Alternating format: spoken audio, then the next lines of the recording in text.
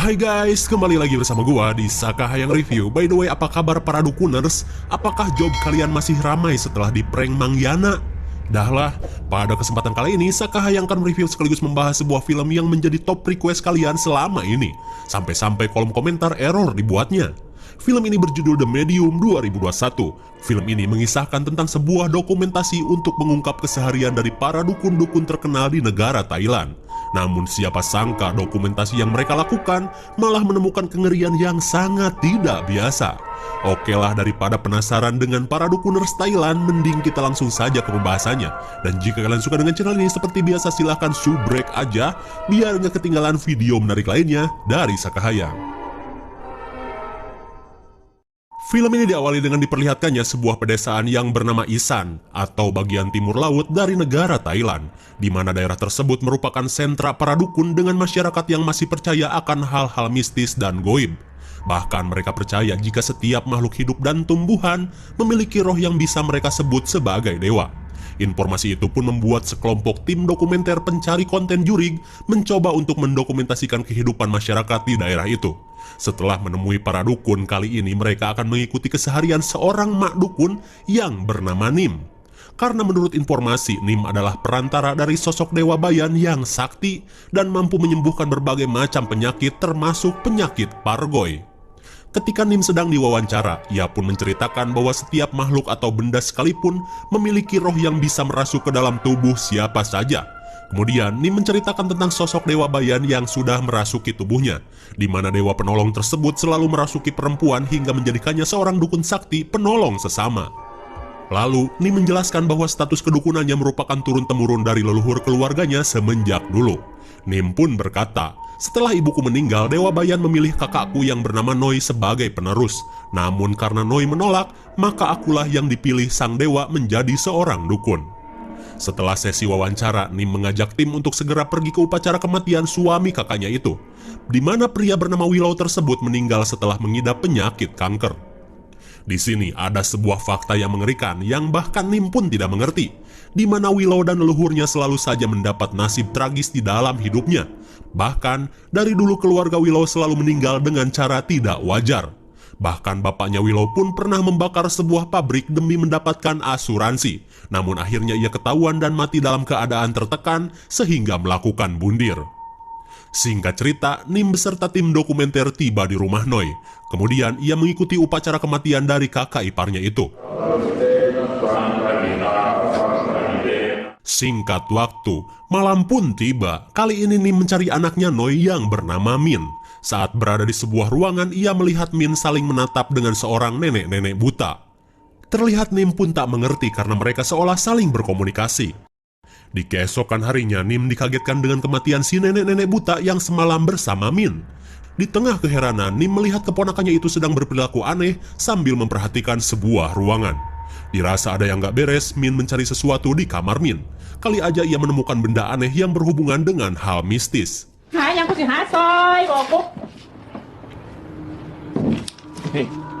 Ternyata dugaan Nim benar, ia menemukan jimat aneh di dalam kamarnya Min. Akan tetapi Nim belum bisa mengetahui apa yang sedang dialami keponakannya itu. Tak lama kemudian Min memergoki kelakuan bibinya itu, lalu ia langsung mengusir Nim yang sudah lancang masuk ke kamarnya. Ketika hari menjelang maghrib, tim mencoba untuk menanyakan apa alasan Min menyimpan jimat itu. Daripada menjawabnya, Min malah menunjuk seseorang di kejauhan. Bisa kita lihat, sepertinya Min ingin memperlihatkan sosok aneh yang ia lihat. Namun saat kameramen juga melihatnya, Min seolah merasa lega. Di malam harinya, tim mencoba mengikuti keseharian Min setelah pulang kerja, di mana kali ini tim mengikuti Min yang sedang jedag-jedug di Ojon Club cabang Thailand. Di sela Min sedang berjoget, tim mencoba menanyakan hal aneh apa saja yang Min lakukan kepada temannya. Dan ketika itu teman Min berkata bahwa ia pernah melihat Min berkelakuan seperti anak kecil. Bahkan ia pun sempat merekamnya saat Min melakukan tindakan kasar kepada para bocah di sana. Singkat waktu, Min yang sudah oleng akhirnya pulang. Dan karena takut dimarahi ibunya, Min berniat untuk tidur di kantornya saja. Karena Min akan segera tidur, tim pun meninggalkannya. Di keesokan paginya, tim kembali ke dalam kantor bersama para karyawan yang akan bekerja. Lalu, Min yang masih tertidur dibangunkan oleh rekan kerjanya.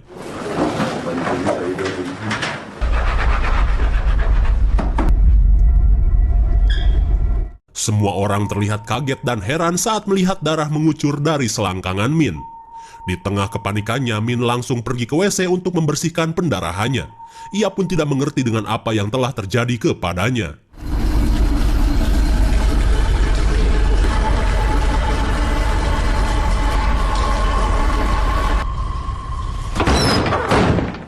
Singkat cerita, ketika Min berada di rumah, Noi merasa heran dengan gelagat Min yang seolah menyembunyikan sesuatu.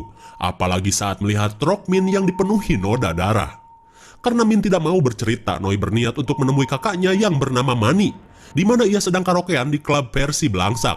Setelah bertemu dengan Mani, Noi menceritakan apa yang terjadi kepada Min. Mendengar kabar tersebut, Mani merasa yakin bahwa apa yang dialami Min sama seperti yang dialami Nim sebelum menjadi seorang dukun. Kemudian ia menyuruh Noi untuk menerima saja jika nanti Min menjadi seorang dukun dan melakukan ritual penerimaan roh Dewa Bayan. Akan tetapi, Noi tetap tidak mau jika sampai Min menjadi seorang dukun, terlebih karena ia tidak percaya dengan keberadaan Dewa Bayan dan lebih menginginkan Min sebagai seorang wanita karir. Di keesokan harinya, tim menemui Min untuk mencari tahu apa yang sebenarnya terjadi kepadanya. Kemudian, Min menceritakan bahwa ia selalu bermimpi buruk tentang sosok yang mengerikan, di mana ia melihat sosok tinggi besar dengan membawa sebilah golok. Dan orang besar itu terlihat membawa kepala manusia. Ia pun tidak mengerti karena mimpi itu selalu terulang setiap malam. Di keesokan harinya, Min bekerja seperti biasanya. Tapi tiba-tiba Min merasakan sakit yang hebat di bagian perutnya.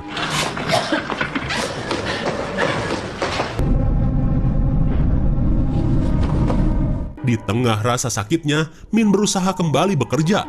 Tapi tak lama kemudian, Min dipanggil bosnya untuk menghadap ruangan.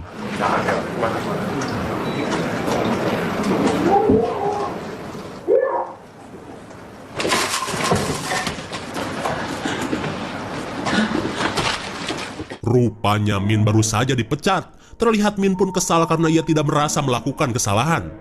Dan setelah Min pergi, tim mencari tahu apa yang menyebabkan si bos memecat Min. Lalu tim diperlihatkan sebuah rekaman CCTV ketika Min sering tidur di kantor.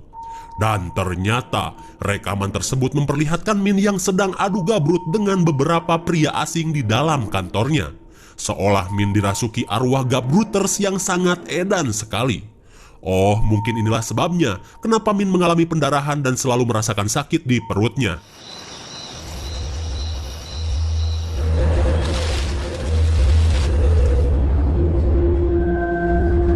Singkat waktu, malam pun kembali tiba. Sepulangnya dari gereja, Noi mencari keberadaan Min di rumahnya. Betapa kagetnya Noi saat melihat Min pingsan setelah mencoba bundir di dalam WC. Kemudian Noi dan yang lain segera membawa Min ke rumah sakit. Singkat cerita, sang dukun Nim menemui keponakannya itu. Kemudian Noi meminta bantuan kepada Nim untuk melakukan ritual penyerahan anaknya kepada Dewa Bayan. Noi pun akhirnya pasrah jika memang Min ditakdirkan sebagai dukun. Akan tetapi, Nim mengatakan bahwa gejala aneh yang dialami Min bukan disebabkan oleh Dewa Bayan. Jadi ia tidak mungkin bisa melakukan ritual penyerahan. Sepulangnya dari rumah sakit, Nim langsung masuk ke kamar ponakannya bersama Mani. Lalu, Nim mulai curiga setelah melihat foto-foto mesra Min bersama almarhum anaknya Mani, yang bernama Mike. Nim pun mengira bahwa Min sudah dipengaruhi arwah Mike yang katanya mati gara-gara balapan saat takbiran. Namun di sini Min tahu bahwa Mike mati bukan karena itu. Ia pun bertanya, di mana lokasi bunuh dirinya Mike?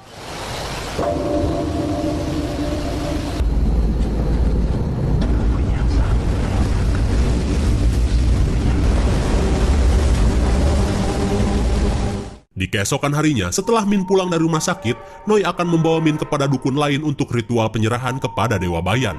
Ia pun tidak peduli dengan ucapan Nim jika anaknya telah dirasuki roh jahat. Sesampainya di tempat Kang Dukun, Mani merasa khawatir jika apa yang dilakukan Noi akan memperparah keadaan. Ia pun langsung menghubungi Nim.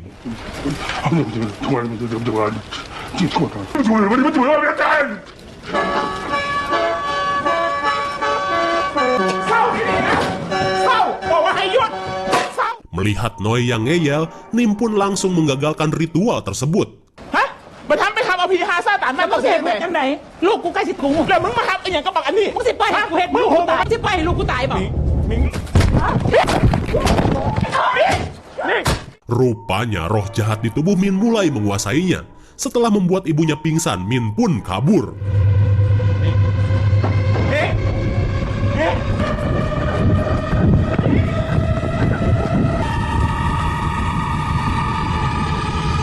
Hanya dalam waktu singkat, Min tiba-tiba saja hilang entah kemana. Singkat cerita, Noi akhirnya kembali ke ajaran dewa yang pernah ia tinggalkan.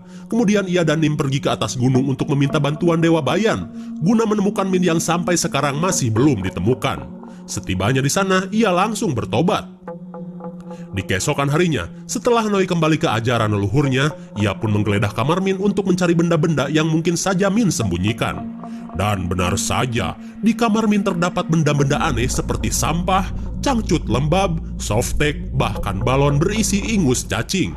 แล้วเราก็จะต้องทำพิธีในที่ที่ไอ้แม็กคาแต่ไอ้แม็กมันมาทำอะไรไอ้มิ้งได้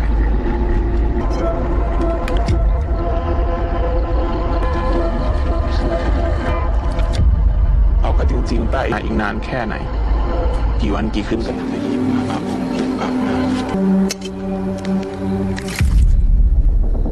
Setelah beberapa hari melakukan ritual, akhirnya ia mendapat petunjuk lokasi dari Min. Dan ia pun tak menyangka bahwa semua ini tidak ada kaitannya dengan Mike, mantan kekasih Min. Kemudian ia segera menuju pabrik kakeknya Min yang dulu pernah sengaja dibakar. มันไม่ได้เกี่ยวอะไรกับไอ้แม็กเลย ถ้าอย่างนั้นแล้วใครเป็นคนเอามิ้งไป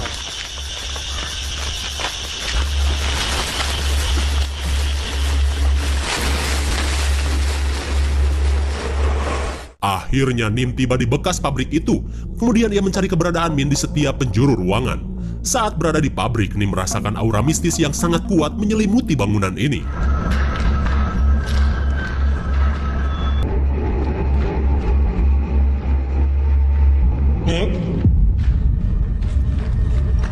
Akhirnya, Min berhasil ditemukan dengan keadaan yang lemah dan burik.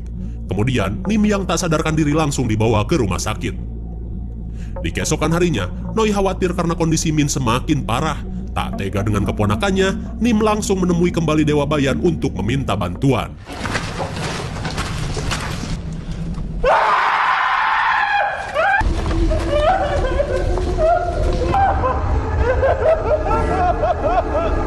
Betapa syoknya Nim saat melihat patung dewanya terpenggal secara misterius. Kembali ke Min yang kini mulai bertingkah aneh lagi. Kemudian Nim mencoba berkomunikasi. มึงเป็นใคร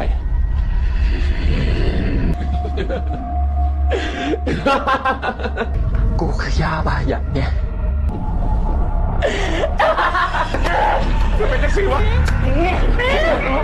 Dengan memberikan aroma terasi, Min kini dirasuki roh Bondon. Terlihat mereka pun kewalahan menghadapi kebinalan roh yang bersemayam di tubuh Min. Lalu Nim segera melakukan ritual penerawangan.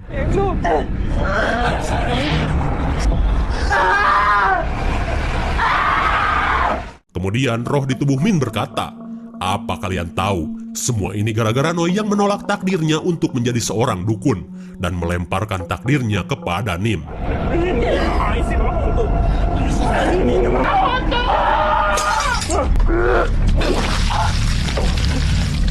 Setelah keadaan menjadi tenang, Noi meminta maaf kepada Nim karena dulu ia telah sengaja menolak menjadi dukun, sehingga kini Nim yang menjadi penggantinya.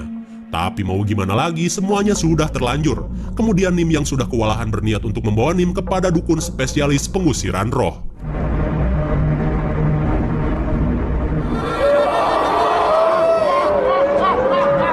Singkat cerita, Nim membawa Min kepada temannya yang seorang dukun spesialis pengusiran roh.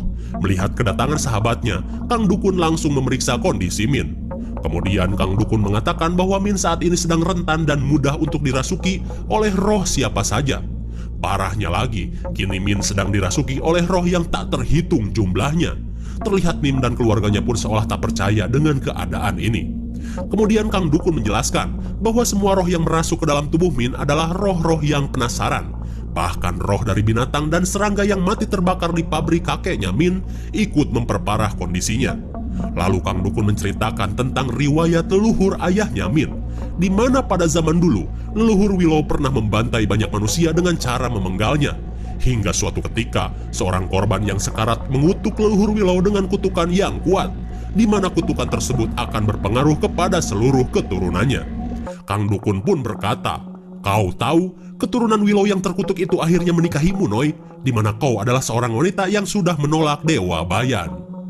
Mendengar perkataan Kang Dukun, Noi pun jelas merasakan penyesalan yang double, apalagi saat ia tahu bahwa Min adalah korban dari kutukan dan dosa leluhurnya.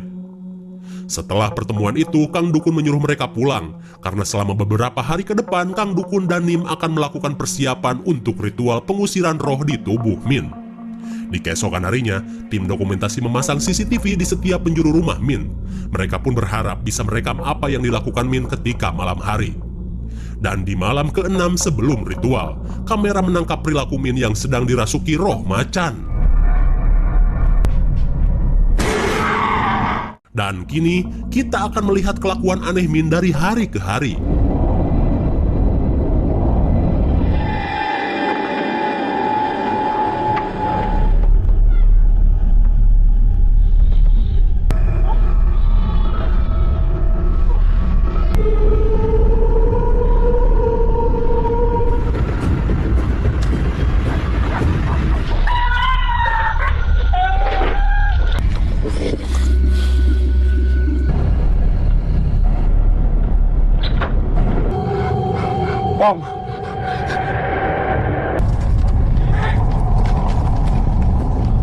Melihat anaknya dibawa oleh Min, Mani pun panik seedan-edannya.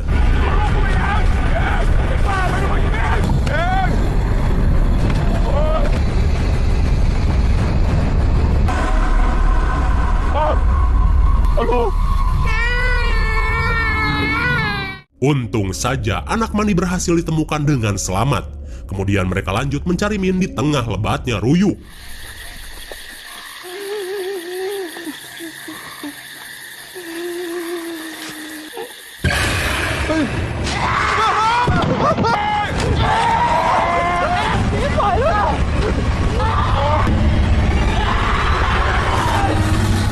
Meskipun Mani terluka, tapi mereka berhasil menemukan Min. 1 hari sebelum ritual, Noi berniat untuk menemui Nim di rumahnya. Namun anehnya, rumah Nim terkunci dari dalam. Dirasa ada yang gak beres, Noi yang dibantu tetangga menjebol pintu rumah. Nim ơi, ไปใส่ของมึง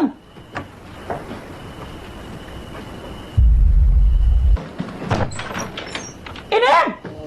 Nim! Betapa kagetnya Noi saat menemukan Nim sudah tewas. Terlihat Noi pun histeris dengan nasib tragis adiknya itu. Dan kini, Nim si dukun penolong pun akhirnya dikremasi.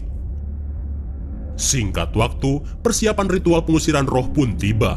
Dalam wawancaranya, Kang Dukun berniat akan memancing semua roh di pabrik agar keluar. Lalu ia akan mengurungnya di dalam kendi. Lalu si dukun membawa Noi ke pabrik sebagai media untuk menyerap roh-roh jahat. Dan ketika malam datang, ritual pun dimulai. กลุกลุกพญาเมืองกระสะเทือน7พญาสางสารมานอนตะกูโอ้พญาสารมานอนตะกูโอ้พญาสารโอ้16พญามากินกัน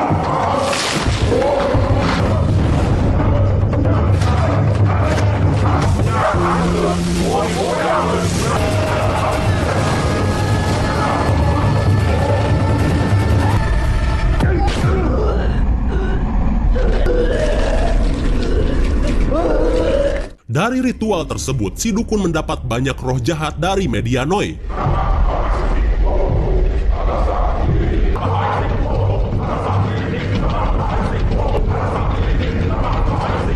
Dirasa semua roh jahat sudah terkendali, si dukun berniat untuk menuntaskan ritual terakhir dengan kendi itu. Tapi di sisi lain, Min yang berada di kamarnya kembali bertingkah aneh. Dengan tipuannya, ia meminta istri Mani untuk membukakan pintu tempatnya disegel. Padahal si Kang Dukun sudah mewanti-wanti untuk tidak boleh membuka segel bagaimanapun kondisinya. Tapi tiba-tiba, mendengar suara bayi, istri Mani menjadi linglung. Ia pun merasa bahwa anaknya sedang bersama Min. Padahal sudah jelas anaknya berada di luar kamar.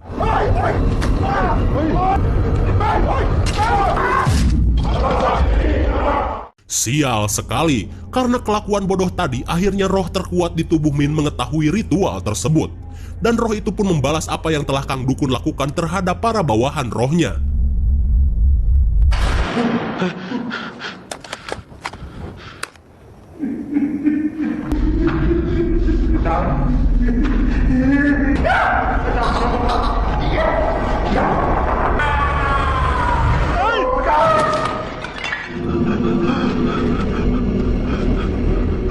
Akhirnya, si dukun pun tewas setelah tubuhnya dikuasai roh jahat. Di saat bersamaan, sesuatu yang mengerikan pun terjadi.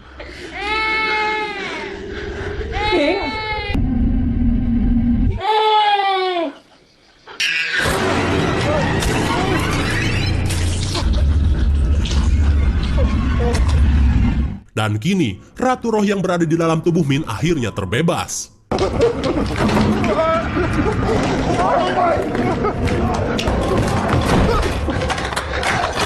Untung saja, tim berhasil masuk ke dalam kamar. Akan tetapi ia khawatir dengan si bayi.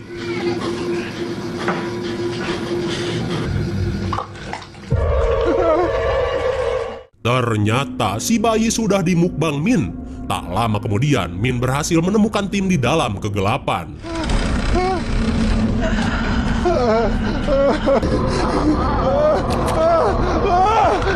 Kembali ke pabrik, setelah kematian si dukun, Mani dan tim dokumenter terlihat panik. Apalagi saat melihat para pengikut si dukun di luar gedung, kini dirasuki roh binatang.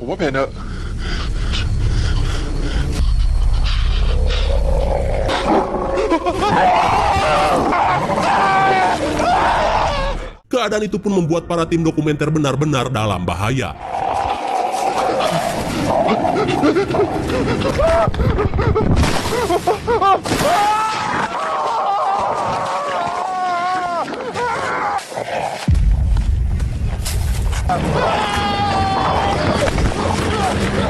Di tengah penderitaan tim, tiba-tiba saja pengikut si dukun terlihat ketakutan saat melihat kedatangan Kanjeng Ratu Min.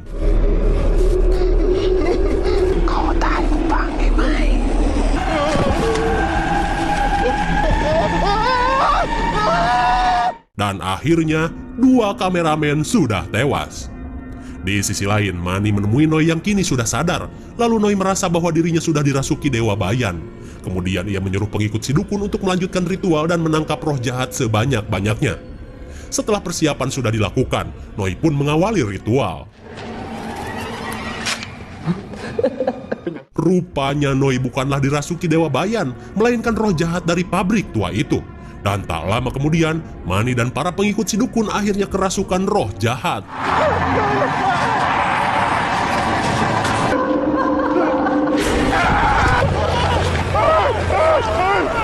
Setelah menyerang tim, Mani yang kerasukan roh Spider-Man mencoba melompat dan mendarat di akhirat.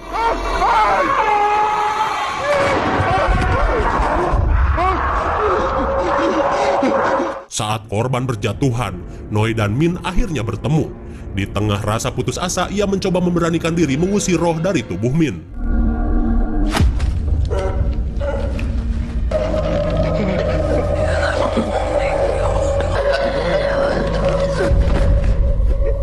Karena ia bukan dukuners, kini Noi mencoba menyadarkan anaknya dengan cara kekeluargaan.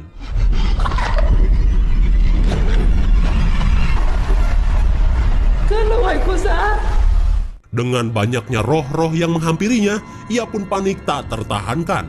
Kemudian Min, si ratu roh jahat, akan membakar ibunya sendiri. Sesaat sebelum membakar ibunya, Min menghampiri tim dokumenter yang cuma tinggal satu orang.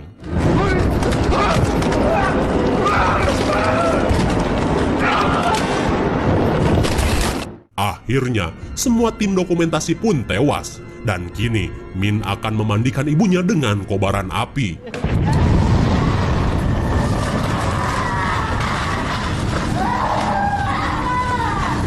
Tapi di sini, kita melihat ada boneka santet yang bertuliskan keluarga leluhur Min. Singkat cerita, setelah Noi gosong, Shin memperlihatkan wawancara terakhir Nim sebelum ia ditemukan tewas di kamarnya. Di mana pada saat itu, ia meragukan ritual pengusiran setan dari si Kang Dukun. Parahnya lagi, ia tidak yakin bahwa selama ini ia dirasuki Dewa Bayan. Di tengah kebimbangannya, Nim pun pergi ke kamar hingga akhirnya ia ditemukan tewas. Lalu, film pun sudah berakhir. Bagaimana? Sangat mengerikan sekali bukan? Semua ini berawal dari kutukan yang menimpa leluhur keluarga Willow di masa lalu, yang menyebabkan setiap kematian dari keluarga Willow selalu saja tidak wajar. Ditambah lagi ketika Willow menikahi seorang wanita yang bernama Noi, yang seperti kita tahu, Noi menolak untuk menerima Dewa Bayan untuk menjadi seorang dukun. Dan dari sinilah para penyandang kutukan menikah dan menghasilkan anak perempuan yang bernama Min. Hingga mau tak mau, Min akhirnya menjadi korban dari kedua dosa leluhurnya. Lantas, Min yang dikuasai roh-roh jahat bersemayam di dalam pabrik milik kakeknya. Sementara keluarganya yang lain berakhir tragis setelah dihabisi Ratu Min beserta konco-konconya. Namun di akhir cerita, kita menemukan petunjuk kecil dari boneka santet terhadap keluarga Willow. Dan masih ada sampai saat ini. Film ini menyuruh kita berspekulasi dengan semua teori-teori gila kalian. IMDb untuk film ini adalah 6,7 dan menurut saya yang cocok diberi nilai 7,5. Karena sudah jelas ya, film ini benar-benar apik dari segi cerita dan aksi menegangkannya. Mungkin segini saja review dan pembahasan film The Medium 2021. Jangan lupa like, share, dan subscribe supaya kalian tidak ketinggalan jika ada video menarik lainnya dari Sakaya. Thanks for watching and see you on next video. Bye-bye.